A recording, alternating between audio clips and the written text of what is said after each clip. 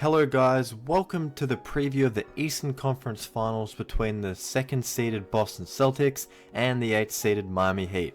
I'm going to talk about the Celtics, then the Heat, and then give you a prediction for the series at the end of the video. So without further ado, let's get into it.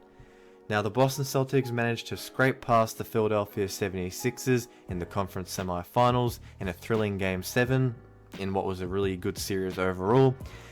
Jason Tatum led the way as per usual for the team throughout the playoffs, averaging 26 points per game alongside 10 rebounds, but then Jaylen Brown would star next to him, averaging around 24 points per game on better efficiency at 55% from the field and 47% from 3 and 5 attempts, doing it on both ends more consistently.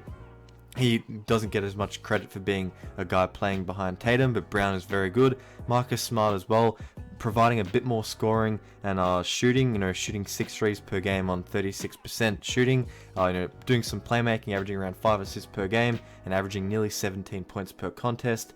And then obviously Al Horford not scoring too much, but providing some good, rebounding and effort as well on the interior. And then obviously Malcolm Brogdon, great off of the bench too. When you look at this team, the Boston Celtics, they shoot very well from 3. They take around 40 threes per game, and they make 39% of them. So in terms of spacing, there aren't many teams. Well, in fact, there are no teams better than them currently in the playoffs. Left playing. That's an area where the team is really strong, and unlike the Ime Udoka last season and the Joe Mazzulla led regular season team, offensively they're second ranked out of all the teams left in the playoffs, so they're very good on that end of the floor. And it was their defense which is kind of mediocre to in the bottom half of teams that have played or are still left playing in the playoffs. So it'll be a very interesting series against the Miami Heat. They did play them last year and they went to 7 games, winning really in really close fashion. So it'll be interesting to see how the matchups work. You probably need to find a way to stop Jimmy. You've got guys like Robert Williams down low. You have got perimeter defenders like Derek White that can do a job on him as well, and you do have some length as well to combat Jimmy and Bam and the likes.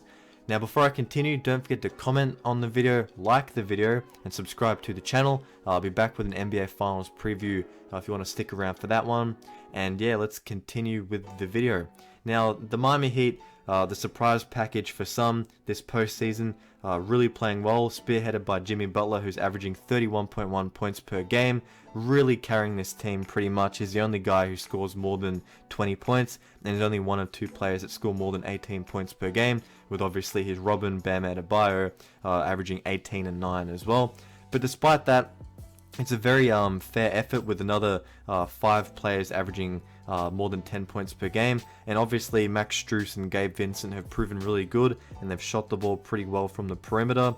I guess Kyle Lowry off of the bench has been a calming presence as well, and it's been really impressive to see Duncan Robinson kind of almost revive his career to an extent, as he is shooting 42% from 3 on 5.5 attempts per game. So that is another interesting thing to see.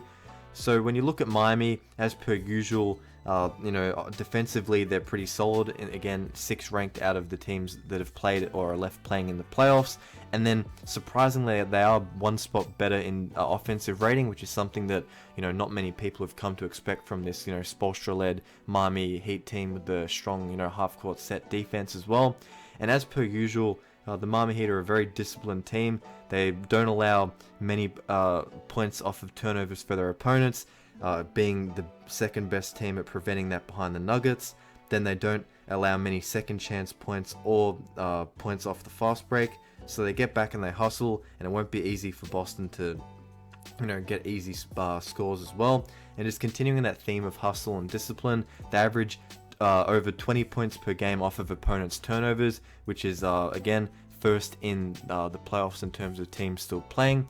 So when you look at the Heat, they're very disciplined. They're going to rely on their defense. They're going to try and get steals and kick it off into the offense. They're not particularly great from 3, despite the play of Strus and Duncan Robinson. They can bob up and hit a few shots, but they'll be at their best when they're relying on Bam and Jimmy. This will be a great series. I think that Boston will come out, but this will go 7. It was a close matchup only 12 months ago, so that is my prediction for the series.